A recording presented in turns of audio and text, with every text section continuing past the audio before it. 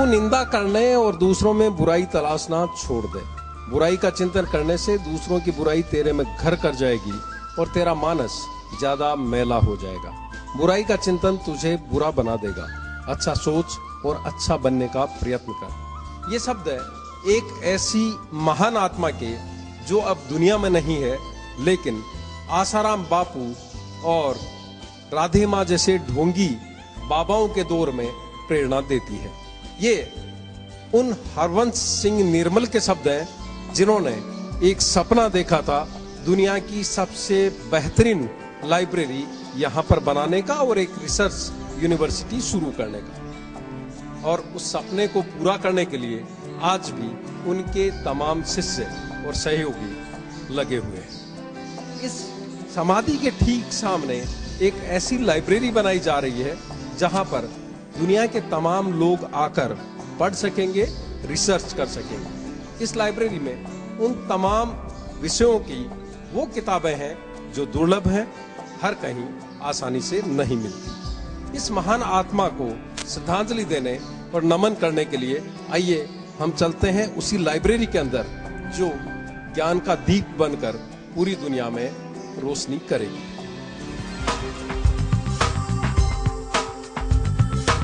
संत हरवंश सिंह निर्मल का सपना जो था वो यहाँ पर साकार रूप ले रहा है। जमीन के अंदर एक तिलस्म की तरह नजर आती है ये लाइब्रेरी, और यहाँ पर जो ज्ञान का प्रकाश है वो इस जमीन से बाहर निकलकर पूरी दुनिया को एक अलग रोशनी दे सकता है। इंडिया न्यूज आज आपको एक ऐसी लाइब्रेरी की यात्रा करा रहा है जो एक संत का सपना था, एक ऐसे संत का सपना जो आसाराम बापू और राधे माँ जैसे ढोंगी बाबाओं के दौर में उन संतों के प्रति एक श्रद्धा जगाता।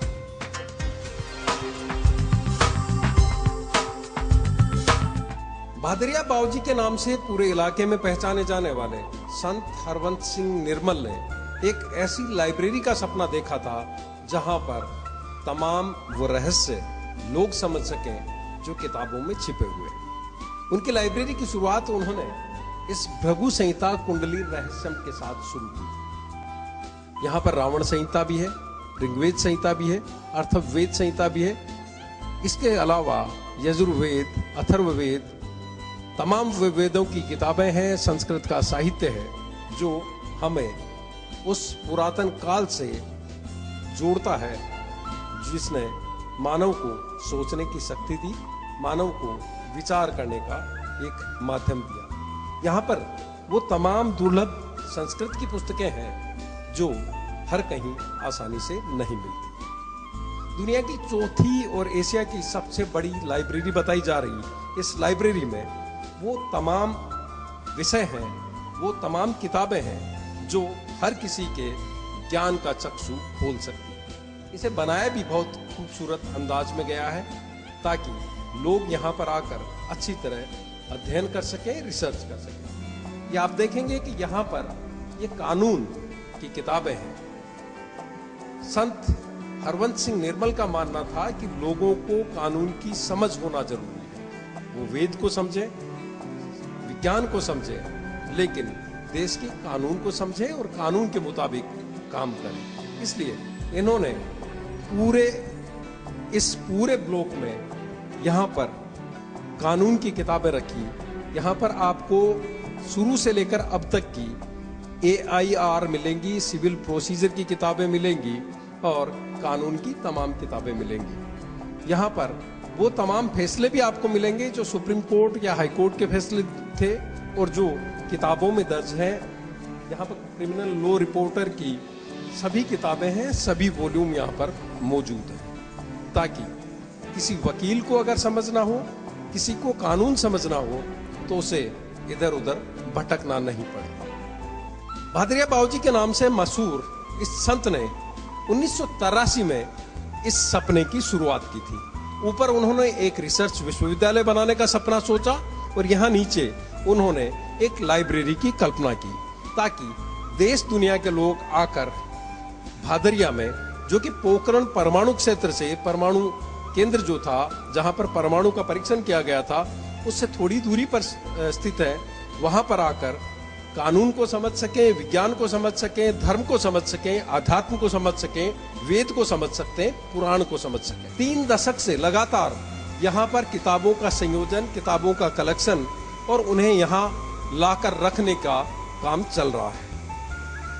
यहाँ पर आज रिसर्च स्कॉलर आते हैं, वो आकर उन तमाम गूढ़ रहस्यों को किताबों में खोजने और समझने की कोशिश करते हैं जो आमतौर पे हर कहीं उपलब्ध नहीं है। यहाँ पर आप देख सकते हैं, फिर यहाँ पर सामवेद संहिता है, ऋग्वेद है, यजुर्वेद के अलग अलग भाग हैं।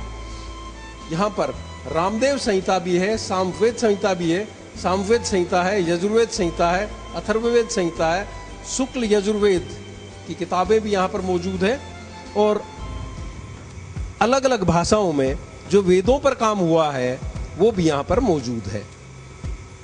ये पूरा ब्लॉक आगे जाने पर पता चलेगा कि किस किस तरह की चीजें हैं। यहाँ पर आप देखेंगे तो encyclopedia of religion and ethics भी यहाँ पर मौजूद है।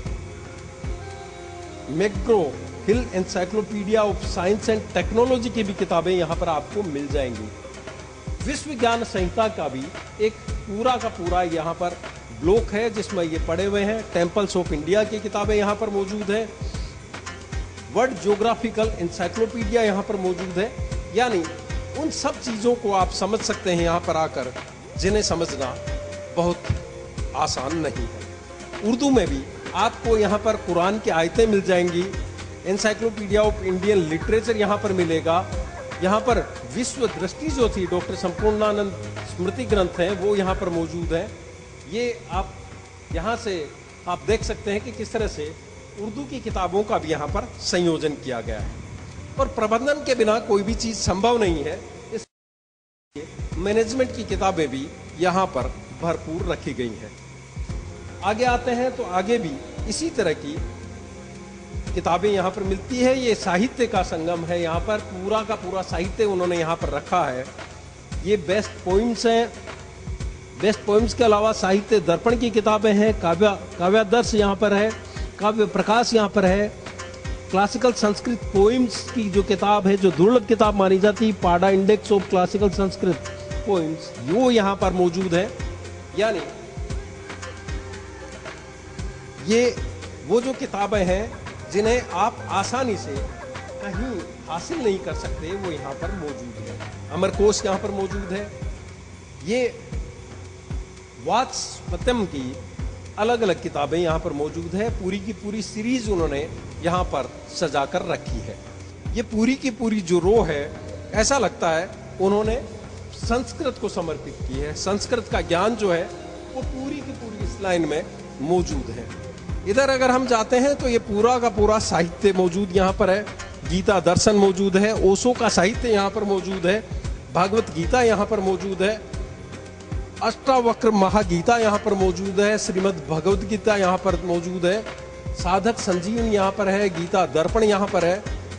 यानी गीता की जो अलग अलग व्याख्याएं की गई थी वो सभी की सभी यहाँ पर रखी गई है। ये साधक संजीवनी हिंदी टीका के अलावा यहाँ पर मराठी में जो श्रीमद् भगवद गीता पर लिखा गया था स्वामी राम सुखदास की तरफ से, वो भी यहाँ पर मौजूद है। ये पूरा का पूरा साहित्य ये पूरी की पूरी तरह से गीता को समर्पित है। यहाँ पर गीता का ज्ञान यहाँ पर आप देख सकते हैं। यहाँ पर अंग्रेजी में महाभारत का अनुवाद भी आपको मिलेगा, तो हिंदी के अनुवाद के सहित महाभारत की हिंदी अनुवाद संहिता भी यहाँ पर मौजूद मिलेगी। अलग अलग भाषाओं में जो उसका तर्जुमा किया गया, जो अनुवाद किया गया, वो भी यहाँ पर मौजूद है। यहाँ भी तांत्रिक साहित्य की भी किताबें यहाँ पर आपको मिल सकती है। पूरा का पूरा ये जो ब्लॉक है ये तंत्र सूत्र पर है। यहाँ पर तंत्र से जुड़ी हुई तमाम पुस्तकें यहाँ पर मौजूद हैं। अलग अलग भाषाएं की पुस्तकें यहाँ पर मौजूद हैं। आगे आते हैं तो आप देखेंगे कि यहाँ पर पद्म पुराण मौजूद है, गरुड़ पुराण के यहाँ पर मौजूद है, विष्णु महापुराण यहाँ पर है। यानी एक ही जगह ज्ञान की सरिता को बहाने की उन्होंने कोशिश की है। ये पूरा ब्लॉक संस्कृत को, काव्य को और साहित्य को समर्पित किया गया है। ये पूरा ब्लॉक अलग है। इस तरह से अलग अलग तरह से ब्लॉक बनाए गए हैं।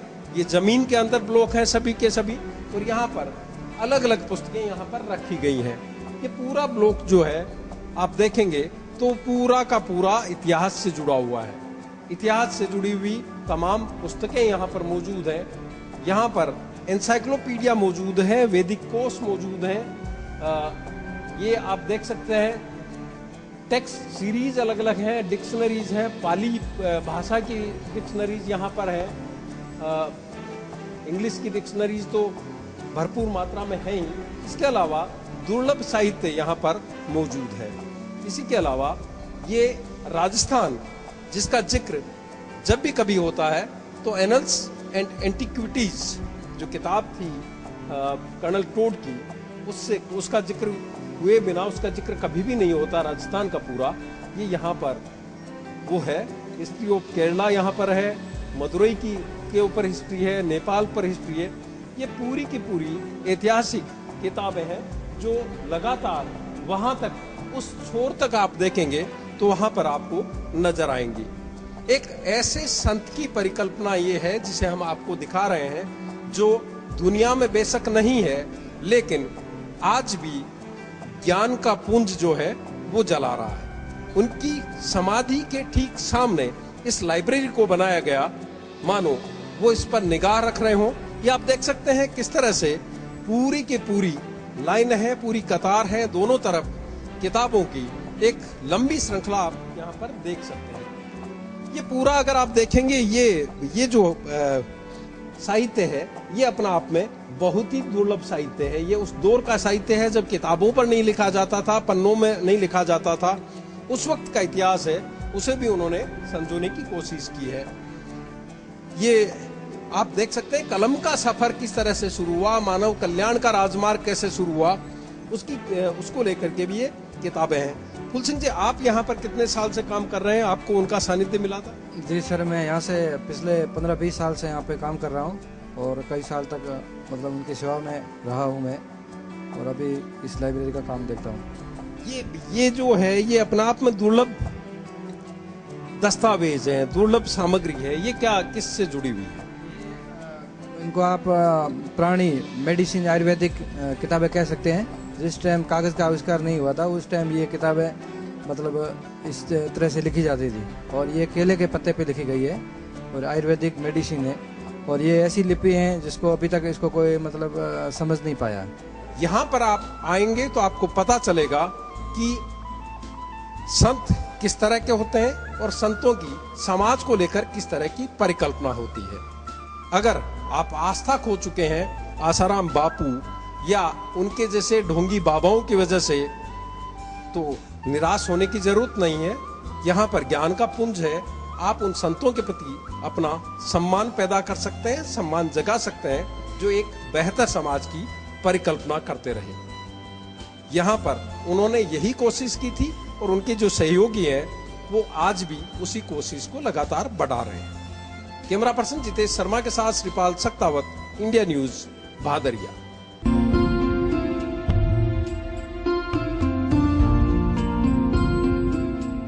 इंडिया विजन 2020 का ये दस्तावेज देखते हुए मुझे अचानक उस शख्स की याद आ गई है जिसने टारगेट 3 बिलियन लिखी थी। ये वही शख्स हैं जिन्होंने भारतीय इतिहास में परमाणु परीक्षण के लिहाज से एक बड़ा इतिहास लिखा। इतिहास रचने के साथ साथ वो राष्ट्रपति रहे और राष्ट्रपति रहते हुए भी उन्होंने एक शिक्षक की भूमिका हमेशा अदा की। कलाम साहब अपनी किताब टारगेट 3 बिलियन में लिखते हैं कि 15 मई 1998 को जब वो पोखरण में परमाणु परीक्षण के लिए आ रहे थे, उस वक्त लगातार यहाँ पर एक्सरसाइज चल रही थी 50 डिग्री टेम्परेचर में, तभी वो इस भादरिया जी के पास से गुजरे, भादरिया जी इलाके से गुजरे, और यहाँ पर उन्होंने उनके जो साथी थे डॉक्टर के.एन. राय, उनकी निगाह अचानक भादरिया जी के बोर्ड पर पड़ी।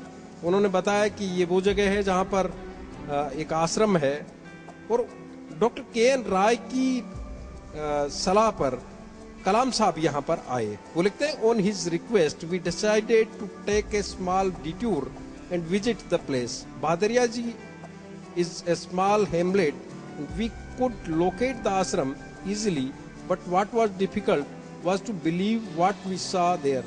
It was a large place filled with greenery in the middle of the desert.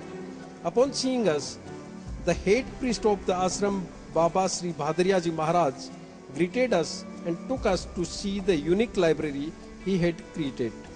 He then took us down the staircase into an underground chamber which led to the library.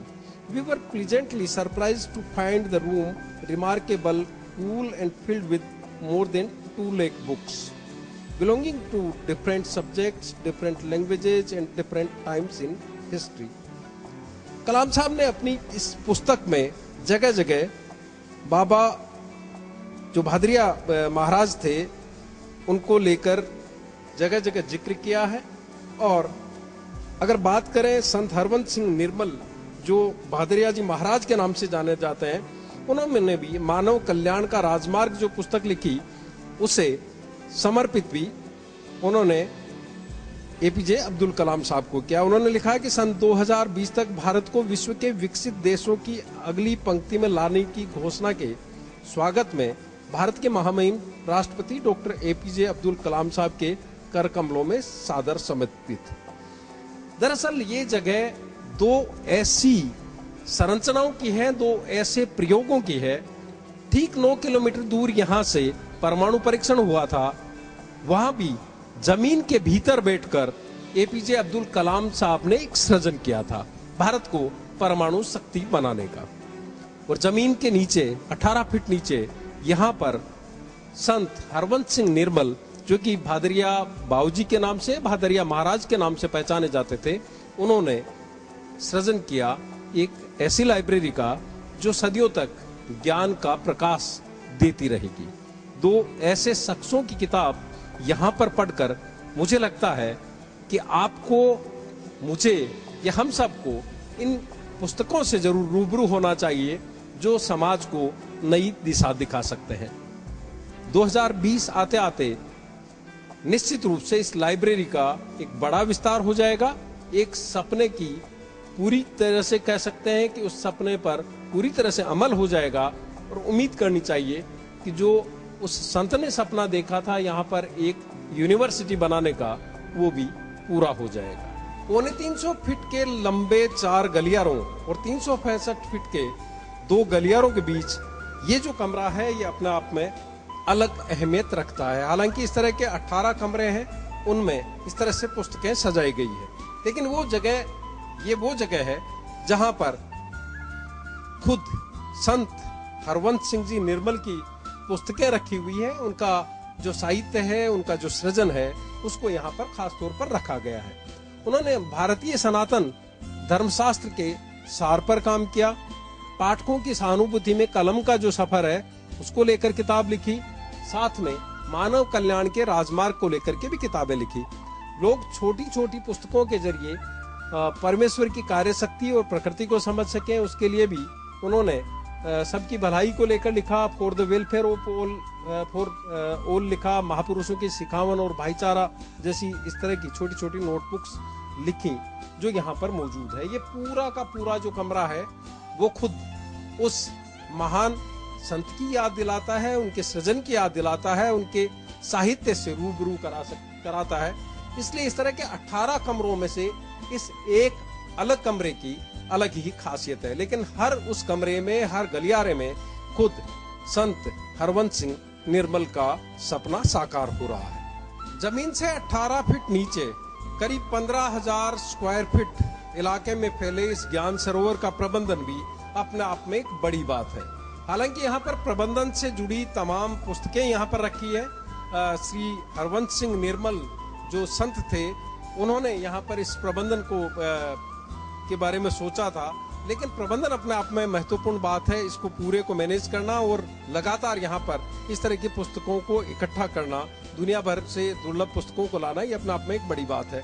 इस वक्त हमारे साथ हैं इसका प्रबंधन करने वाले श्री जगदम्बा सेवा समिति के मंत्री श्री जुगल किशोर जी। जुगल जी, इंडिया न्यूज से बातचीत में आपका स्वागत है। नमस्कार। ये किस तरह से इसको मैनेज करते हैं? महाराज जी ने ऐसी व्यवस्था कर दी थी, उन्होंने अपने हाथ से ये सारी लाइब्रेरी को बनाया। यहाँ कोई आर्किटेक्ट नहीं आया, या कोई दूसरा इंजीनियर नहीं आया।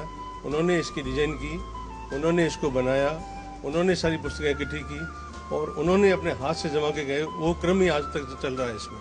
अच्छा, आप कह रहे हैं कि वो कहते थे कि पुस्तकें या ज्ञान जो है वो राष्ट्रीय धरोहर है। जी हाँ। वो उन्होंने ये बात सोची थी कि मैं राष्ट्र के लिए एक ऐसी धरोहर छोड़ रहा हूँ, क्योंकि हम किसी धर्म को या किसी संस्कृति को नष्ट करना हो तो उसकी पुस्तकें, उसके धार्मिक स्थान नष्ट कर दो। ऐसा कई बार हुआ है, लेकिन हमारे संतों ने इसको इस ढंग से बिखेर के रखा था कि वापस पल्वित और पुष्पित हो गए। उसी हिसाब से महाराज जी ने इसको सोच करके, बहुत लंबी सोच करके राष्ट्र को एक ऐसी देन दी है जो अपने आप में बहुत महत्वपूर्ण है। करीब 5 लाख से ज्यादा किताबें यहाँ पर होंगी, एक अनुमान जो है। अभी तक ये सिलसिला कब चालू है और अब इसको हम शीघ्र पूर्ण करने की इच्छा कर रहे हैं और इसका उद्घाटन करवाना चाहते हैं किसी सज्जन पुरुष से, जैसे हमारी इच्छा है नरेंद्र जी मोदी से करवाएं।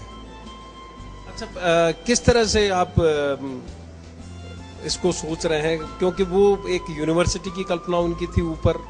उनकी ये सोच थी कि ये ज्ञान का इतना बड़ा भंडार हो कि आदमी को एक और कहीं जाने की, जिसको ज्ञान की भूख है, और कहीं जाने की जरूरत नहीं पड़े, यहीं उसको संपूर्ण हो जाए। और उन्होंने अपनी कोशिश की है, भरपूर कोशिश की है, लेकिन उनका फरमाना था कि मैं जो सोच रहा हूँ उसका मैं अभी तक 5 से 10% भी काम नहीं कर सका, जो उनकी परिकल्पना थी। 1981 में उन्होंने 14 जिलों में 4000 छोटे बड़े पुस्तकालय खोले और 1983 में इसकी नींव रखवाई और फिर ये विशाल पुस्तकालय उन्होंने कायम किया। मतलब शुरुआत जो है स्कूलों से की, स्कूलों में लाइब्रेरी से, स्कूलों से, पंचायतों में, और ऐसे उन्होंने 14 जिलों में 4000 लगभग अलमारियां रखवा करके और पुस्तकों का संग्रह करके उनको दिया। आप कल्पना कर सकते हैं, अनुमान लगा सकते हैं कि एक ऐसा संत जिसने ज्ञान की सरिता को बहाने के लिए सबसे पहले स्कूलों की तरफ रुख किया, वहां पर स्कूलों की लाइब्रेरी को समृद्ध किया, वहां पर किताबों का संयोजन किया ताकि हमारी नई पीढ़ी उन किताबों के जरिए ज्ञान अर्जित कर सके, उस ज्ञान के जरिए समाज को एक नई दिशा दे सके। आप अगर आसाराम बापू या किसी राधे माँ से, उसकी मौजूदगी से, उनके कर्तव्यों से, उनके कारनामों से आहत हो रहे हैं तो आप आहत मत होइए, क्योंकि हमारे देश ने संत दिए हैं, मनीषी दिए हैं, ऋषि दिए हैं, मुनि दिए हैं। एक ऐसे संत की ये गाथा है जो बताती है कि आस्था और अध्यात्म का जीवन में अपना मकसद होता है, बस जरूरत होती है उनको समझने की, ढोंगी लोगों की पहचान करने की। कैमरा पर्सन जितेश शर्मा के साथ श्रीपाल सक्तावत, इंडिया न्यूज, भादरिया जी।